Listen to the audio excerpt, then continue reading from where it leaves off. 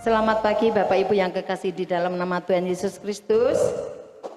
Marilah kita di pagi hari yang indah ini kita mengucap syukur terlebih dahulu sebelum kita memulai ibadah di pagi hari yang indah ini. Mari kita bersama-sama datang kepada Tuhan di dalam doa. Bapa kami yang di surga, dikuduskanlah namamu, datanglah kerajaan-Mu.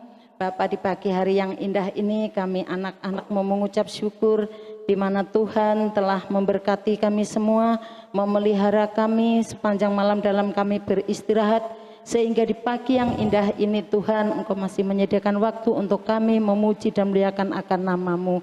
Bapa, kami sungguh mengucap syukur karena ini kami menyadari bukan karena dari kebaikan kami, melainkan karena kasih setia Tuhan yang Tuhan sediakan buat kami.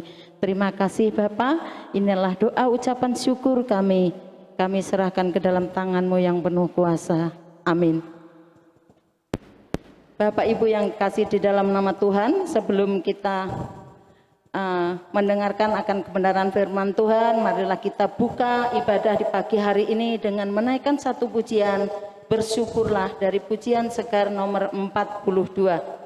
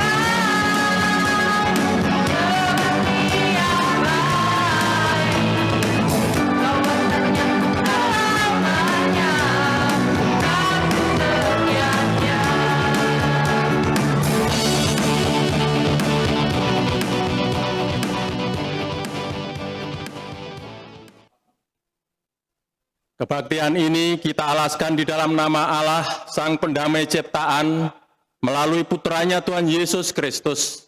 Kasih karunia rahmat dan damai sejahtera kiranya turun atas kita di dalam nama Allah Bapa, Putra, dan Roh Kudus. Amin. Mulia bagi Bapa.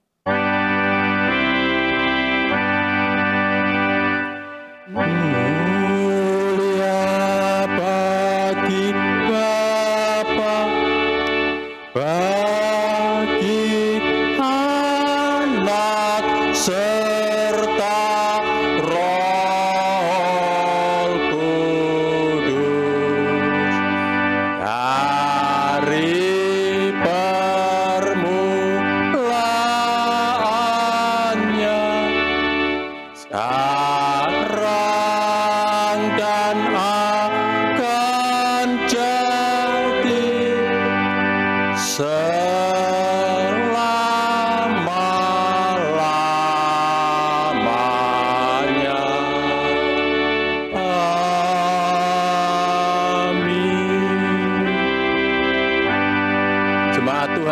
dengarkanlah firman Tuhan dari Matius 11 ayat 28 berbunyi demikian.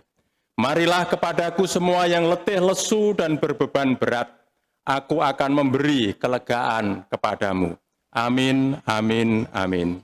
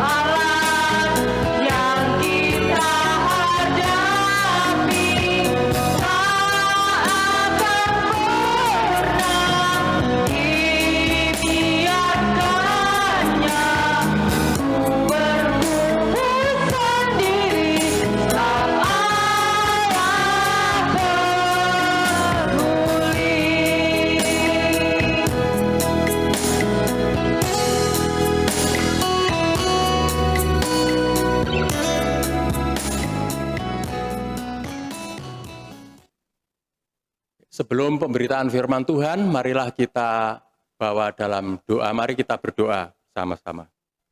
Tuhan Allah kami, di dalam nama Tuhan kami Yesus Kristus, terpujilah Engkau yang memberikan kesempatan kami pada pagi hari ini untuk beribadah.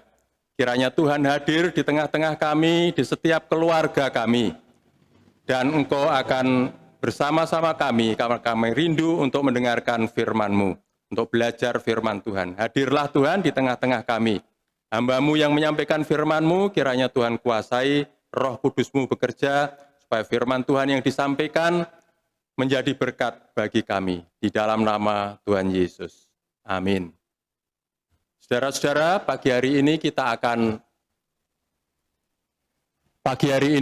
akan membaca firman Tuhan dari Perjanjian Lama, yaitu dari kitab Ayub, pasalnya yang ke-37, ayat pertama sampai 24. Tetapi saya tidak akan membacakan semuanya.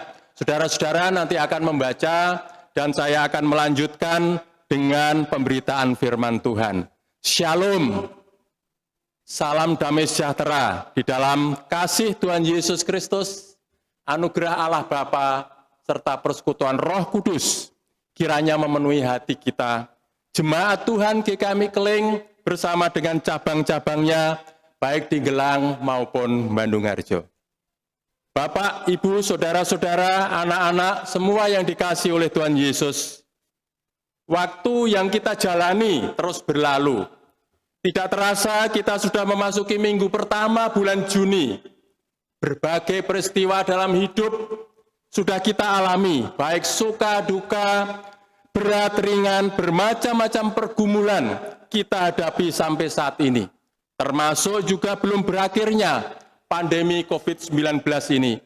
Sehingga kita masih harus menyelenggarakan ibadah secara terbatas dengan tetap mematuhi protokol kesehatan yang diatur oleh pemerintah. Bapak, Ibu, saudara-saudara, dan anak-anak semua, hari ini kita akan belajar firman Tuhan dari kitab Ayub 37, tadi pasal yang pertama sampai 24, dengan tema Allah yang peduli. Allah yang peduli. Bagaimana latar belakang kitab Ayub? Kalau itu kita bisa belajar sedikit tentang latar belakang kitab Ayub ini. Kitab Ayub ini pada dasarnya penulisnya tidak diketahui secara pasti. Ada yang menyarankan adalah Ayub sendiri. Tetapi ada juga yang mengatakan Elihu, atau Musa, atau Salomo, Yesaya, Hizkia, bahkan Baruk. Baruk itu yang menjadi penulis dari kitab Yeremia. Kapan waktu penulisannya? Nah, mengenai penulisan ini juga rentang waktu masa penulisannya sangat panjang, karena tidak diketahui dengan pasti. Antara 1300 sebelum Masehi sampai 330 sebelum Masehi. Atau sebelum terbentuknya bangsa Israel sampai kepada zaman Yunani menggantikan Persia untuk menguasai Palestina. Nah, suasananya bagaimana pada waktu ini surat ini ditulis atau kitab Ayub ini ditulis? Suasana patriarkal, artinya bahwa laki-lakilah yang menjadi lebih punya kuasa, begitu ya. Kemudian kekayaan juga dalam hal ini dihitung dalam bentuk hewan peliharaan.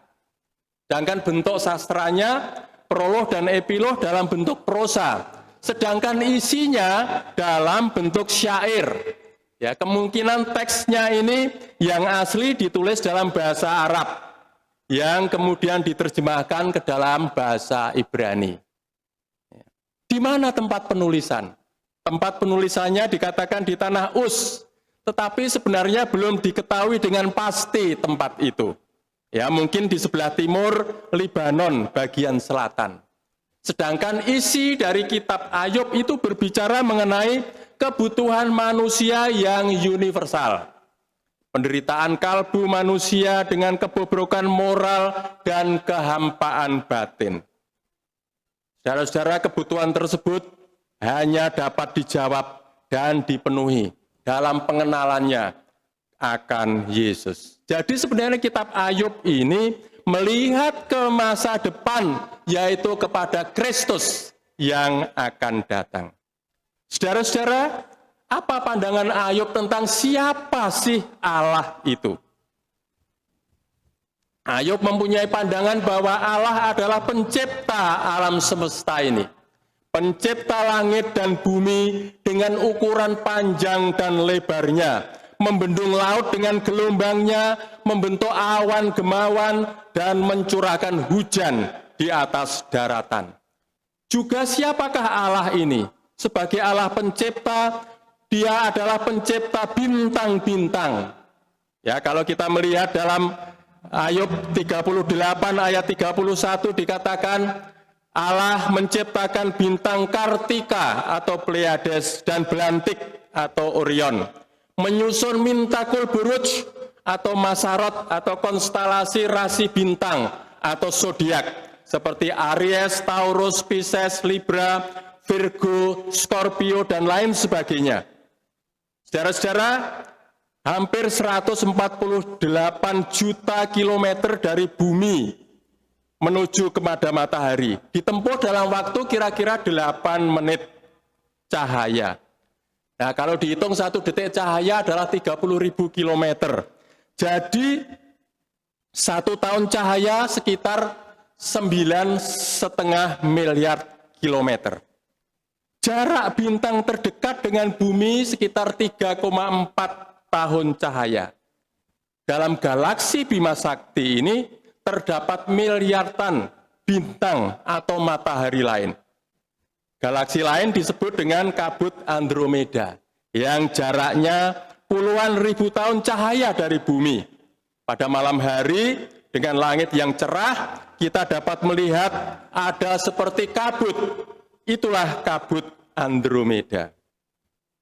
Ya, sebagai Allah pencipta, Allah menciptakan binatang atau pertama-tama yang diciptakan dikatakan di sini ada behemoth. Dalam bahasa Indonesianya diterjemahkan dengan kudanil. Ya, pasal 40 kita bisa melihat dari ayat 10 sampai 14. Mungkin ya dinosaurus barangkali ya. Dan Lewiatan atau buaya, ya, ayat yang ke pasal 40 ayat 20, mungkin Stegosaurus. Binatang ini dikatakan kuat dan ganas, tidak ada yang mampu menandinginya. Yang kedua, pandangan Ayub tentang siapa Allah itu. Allah adalah penguasa, penguasa alam semesta ini. Allah sanggup melakukan segala sesuatu. Pasal 42 ayat 2a. Dan juga Allah yang maha besar kekuasaannya. Kita lihat dalam Ayub 37 ayat 23b. Ya. Sebagai penguasa, yang ketiga adalah Allah sebagai pemerhati. Allah memperhatikan kehidupan Ayub yang saleh dan jujur, takut akan Allah, dan menjauhi kejahatan. Kita bisa melihat dalam pasal pertama, ayat 8, dan pasal 2, ayat 3. Demikian juga selanjutnya yang ketiga. Yang ketiga adalah Allah adalah pemelihara. Allah membuat pagar sekeliling Ayub, rumah dan segala yang dimilikinya. Pasal 1 ayat 10. Allah memberkati sehingga kekayaan Ayub bertambah banyak pada ayat 10c. Yang keempat adalah Allah pengelola. Rencana Allah tidak pernah gagal, pasal 22 ayat 2b. Nah, sekarang berikutnya adalah apa pandangan Ayub tentang sifat-sifat Allah. Yang pertama, Allah adalah Allah yang maha tahu. Kita tidak memahami pikiran Allah. Ayat pasal 37 ayat 23. Yang kedua adalah Allah yang adil. Allah besar keadilannya. Ayat 23b. Allah kaya akan kebenaran. 23c. Pertanyaannya, dengan apakah keadilan Allah dapat dibandingkan? Keadilan Allah bukan seperti seorang polisi yang menangkap seorang pengendara sepeda motor yang melanggar rambu lalu lintas, lantas memberi surat tilang. Yang ketiga, pandangan Ayub tentang sifat-sifat Allah adalah Allah yang mengasihi. Ia menyatakan kasihnya. Ya, pasal 37 ayat 13. Ada 3 macam kasih yang disingkat menjadi 3K. Kasih yang pertama adalah kasih karena. Kasih karena itu kasih dengan pamrih tertentu. Ya, misalnya aku mau mengasihimu karena kamu mengasihiku. Atau karena kamu memberiku sesuatu yang menjadi keinginannya. Ya. Yang kedua, kasih kalau. Kasih kalau itu adalah kasih yang egois, yang mementingkan diri sendiri. Aku mau mengasihimu kalau kamu memberi sesuatu kepadaku. Yang ketiga, kasih kendati atau meskipun atau walaupun.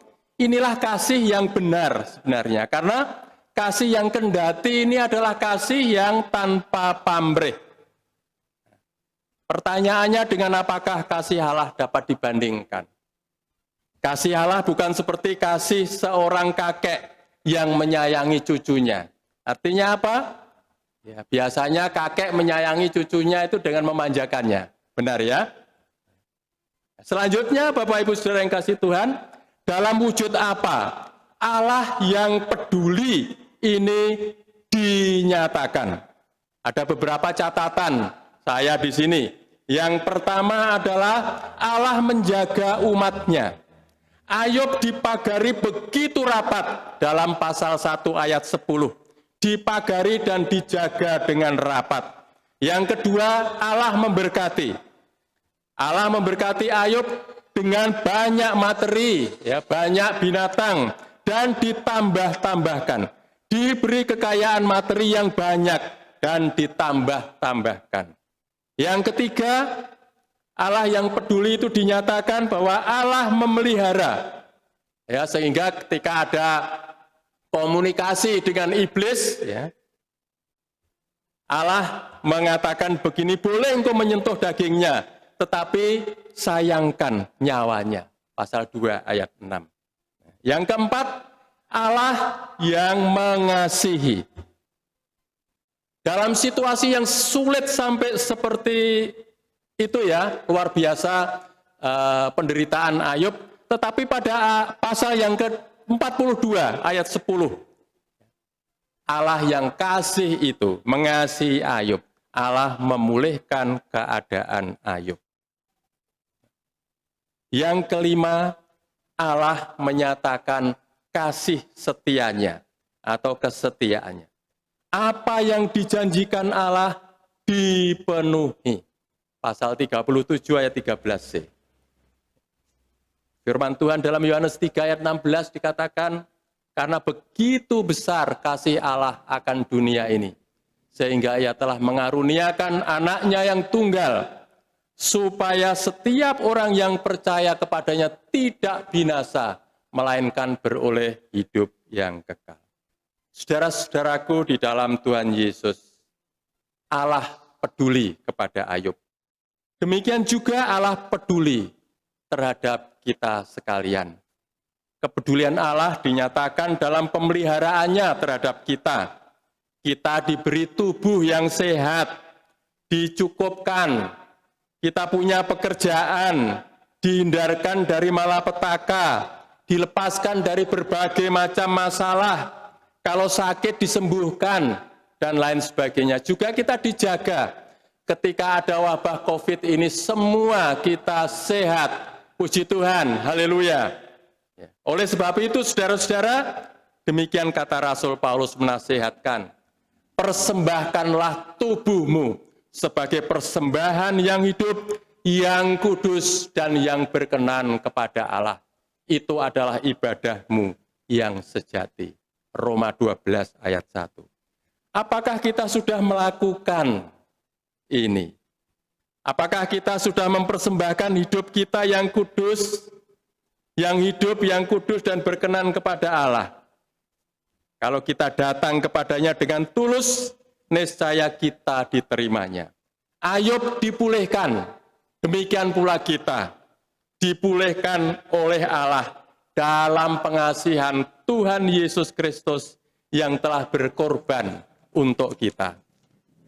Syukur kepada Allah oleh karena kasih setianya kepada kita. Syukur kepada Allah oleh karena kepeduliannya kepada kita. Marilah kita datang kepada Allah dalam kasih Kristus. Pasti Allah mempedulikan kita. Apapun masalah kita, kita bisa datang kepadanya kapan saja. Dia, Tuhan Yesus Kristus, mempedulikan kita. Yohanes 14 ayat 18 katakan, Aku, Yesus, tidak akan meninggalkan kamu sebagai yatim piatu. Aku datang lagi kepadamu. Nah, sebagai action kita, bagi jemaat Tuhan yang sudah dipedulikan oleh Allah, apa tindakan kita meresponi dari pemberitaan firman Tuhan ini, bahwa Allah yang peduli terhadap kita. Saya mengajak saudara-saudara, pertama kita mengucap syukur atas kepedulian kasih, atas kepedulian dan kasihnya itu, dengan berbuat hal yang sama kepada sesama kita.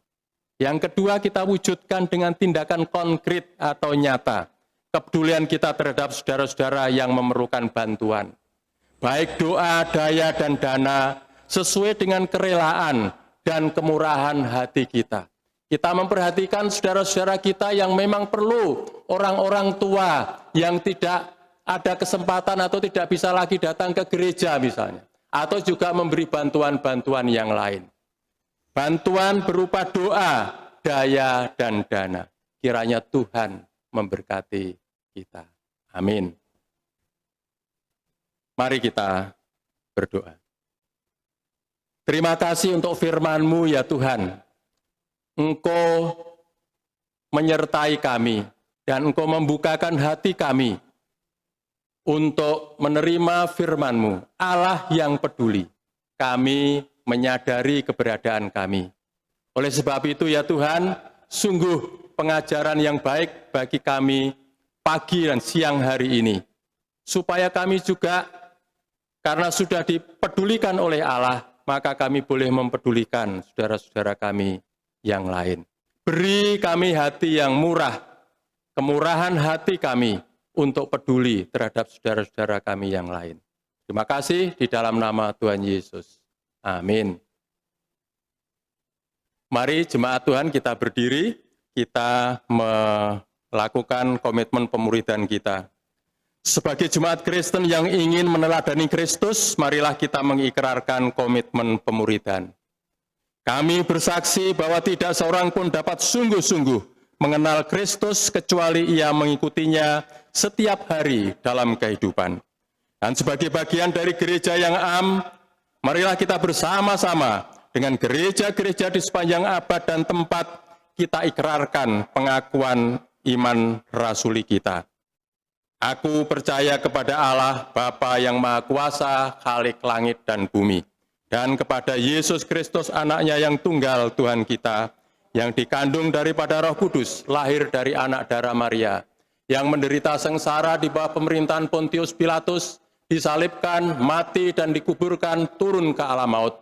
Pada hari yang ketiga bangkit pula dari antara orang mati, naik ke surga, duduk di sebelah kanan Allah, Bapa yang Maha Kuasa. Dan dari sana ia akan datang kembali untuk menghakimi orang yang hidup dan yang mati. Aku percaya kepada Roh Kudus, gereja yang kudus dan am, persekutuan orang kudus, pengampunan dosa, kebangkitan orang mati, dan hidup yang kekal. Amin. Silakan duduk. Bapak Ibu yang kekasih di dalam nama Tuhan, marilah kita di pagi hari memberikan ucapan syukur kita lewat persembahan yang sudah kita siapkan dari rumah. Adapun yang mendasari firman Tuhan adalah dari Maliaki 3 ayatnya yang ke-10 yang dibacakan oleh Cik Maria. Silakan. Maliaki 3 ayat 10. Bawalah seluruh persembahan persepuluhan itu ke dalam rumah perbendaharaan, supaya ada persediaan makanan di rumahku, dan ujilah aku, firman Tuhan semesta alam. Apakah aku tidak akan membukakan bagimu tingkap-tingkap langit dan mencurahkan berkat kepadamu sampai berkelimpahan? Untuk doa persembahan, kami mohon kesediaan Cik Rosi untuk menaikkan doa persembahan. Mari kita satu dalam doa. Bapa kami yang berada dalam kerajaan surga, kembali kami datang ke hadirat-Mu. Terima kasih Tuhan, Tuhan telah memberkati kami, Tuhan telah memimpin kami, dan Tuhan telah memberikan kesehatan pada kami, sehingga kami bisa bersama-sama memuji memuliakan nama-Mu. Tuhan, kiranya Tuhan, kami anak-anak-Mu ingin memberikan persembahan yang berasalnya dari Engkau ya Bapa. Biarlah Tuhan persembahan ini, biarlah Tuhan sucikan, muliakan, untuk menjadikan persembahan ini dari pelebaran kerajaan-Mu di surga maupun di bumi ini, dan menjadikan GKMI Keling menjadi berkat bagi masyarakat.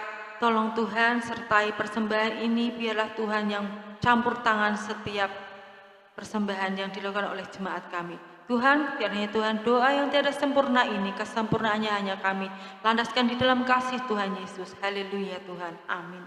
Amin. Sambil kita mengumpulkan persembahan, mari kita bersama-sama memujikan lagu dari puji-pujian Segar nomor 21.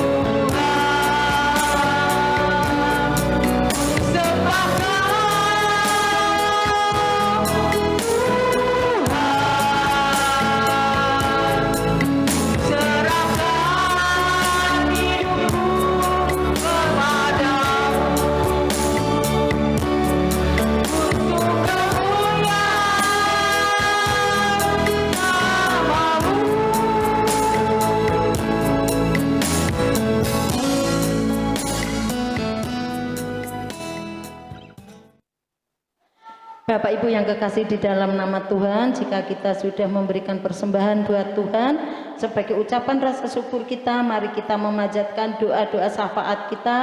Kita Mohon untuk kepala keluarga masing-masing untuk memimpin di dalam doa syafaat ini yang akan diakhiri dengan doa Bapa kami.